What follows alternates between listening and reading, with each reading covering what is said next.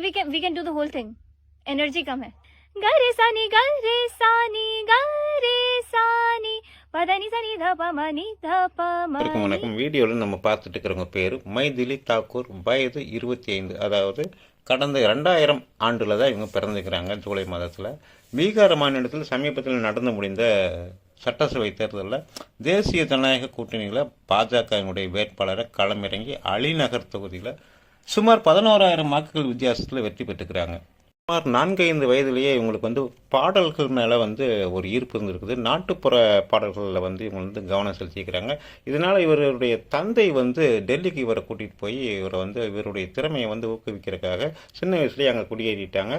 நாட்டுப்புற பாடல்களை அதிகமாக பாடிட்டு இருந்தாங்க. இதனால் வந்து பீகார் மாநிலம் முழுக்க பிரபலமாக இருந்த திரு மைதிலி தாக்கூர் அவர்கள் அதற்கு பிறகு வந்து பாலிவுட்டில் வந்து தன்னுடைய கவனத்தை செலுத்திக்கிறாங்க. அங்கேயும் நிறைய வாய்ப்புகள் கிடச்சிருக்குது. ஆனால் இருந்தாலுமே பணத்தின் மீது ஒரு கவனம், ஒரு ஆர்வம் இல்லாமல் இது வந்து நமக்கு கலாச்சாரத்துக்கு எதிரானன்னு சொல்லி ஒரு கருத்தை சொல்லிட்டு மறுபடியும் நாட்டுப்புற பாடல்கள் மற்றும் பஜனை பாடல்கள், ஆன்மீக பக்தி பாடல்கள்லேயே கவனம் செலுத்திட்டு இருந்துக்கிறாங்க. அது தொடர்பாக இவங்க வந்து ஒரு யூடியூப் சேனலும் நடத்திட்டு இருந்தாங்க.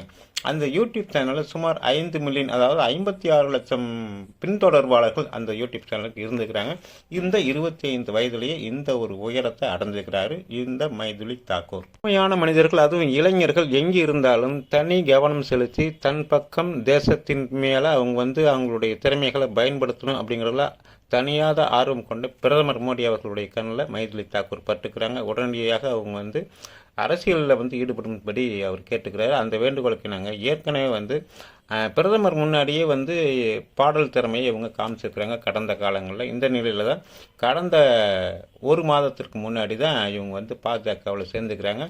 சேர்ந்த உடனே இவங்க வந்து ஒரு மிக முக்கியமான தொகுதி அலிநகர் தொகுதி, பீகார் மாநிலத்தில். அந்த தொகுதியில் இவங்களுக்கு வந்து சீட் கொடுத்துக்கிறாங்க.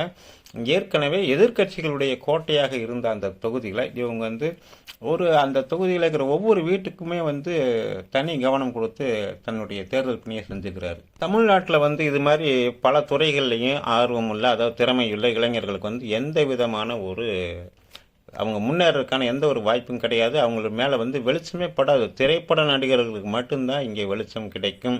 அதுவும் சினிமாவை அவங்க வந்து திமுக சார்ந்தவங்க ஏற்கணும் அப்படித்தான். அதாவது இந்த சித்தார்த்து, நடிகர் சூர்யா, இந்த பிரகாஷ்ராஜ், இவங்கள மாதிரி ஆட்கள் மாதிரி திமுகவுக்கு ஆதரவாக பாஜகவுக்கு எதிராக கருத்து தெரிவிக்கிறவங்களுக்கு மட்டும்தான் அவங்களுக்கு வந்து மீடியா வெளிச்சம் கிடைக்கும். ஆனால் மற்ற மாநிலங்கள் அது மாதிரி இல்லை. அதனால் மைதிலி தாக்கூருடைய நாட்டுப்புற பாடல்களுக்கு வந்து நல்ல வெளிச்சம் கிடைச்சது. அந்த புகழில் இருந்த அவருக்கு வந்து பாஜகவில் சீட் கிடைச்சதுனால அவர் வந்து முதல் தேர்தலையே ஒரு பெரிய வெற்றியை ருசி பார்த்துருக்கிறார்.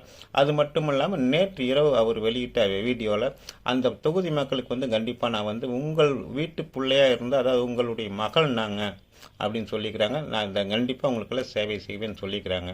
இங்கே கல் தோன்றி மண் தோன்ற காலத்தை முன் தோன்றி மூத்த குடின்னு சொல்கிற தமிழர் இனத்தில் ஹிந்தி தெரியாது போடா, வேறு எந்த மொழியும் நாங்கள் கற்றுக்க மாட்டோம், கற்றுக்க கூடாதுன்னு சொல்லி பிரச்சாரம் பண்ணிட்டு இருக்கிற திராவிட அரசியல்வாதிகள் மத்தியில் இந்த 25 வயது பெண் வந்து அவங்களுக்கு வந்து பாடம் சொல்கிற மாதிரி ஒரு விஷயம் செஞ்சுக்கிறாங்க. என்னென்னா, அவங்க வந்து பீகாரி அப்படிங்கிற அந்த மொழியோட நிறுத்திக்கல தானே தமிழில் ஒரு பாட்டு பாடிக்கிறாங்க. தமிழ் தெரிந்த நம்ம வீட்டு குழந்தைங்க கூட அந்த பாட்டை இந்த அளவுக்கு பாடுமான்னு தெரியல. நீங்களும் கேட்டு பாருங்கள். அந்த மைதிலி தாக்கூர், அந்த சகோதரி, அந்த மகளுடைய அரசியல் பயணம் தொடர்ந்து வெற்றிகரமாக அமையணும்னு உங்கள் சார்பில் நான் கேட்டுக்கிறேன். உங்களுடைய கருத்துக்களை கமெண்ட் பாக்ஸில் போடுங்க. இந்த பாட்டை கேளுங்க. நன்றி, வணக்கம்.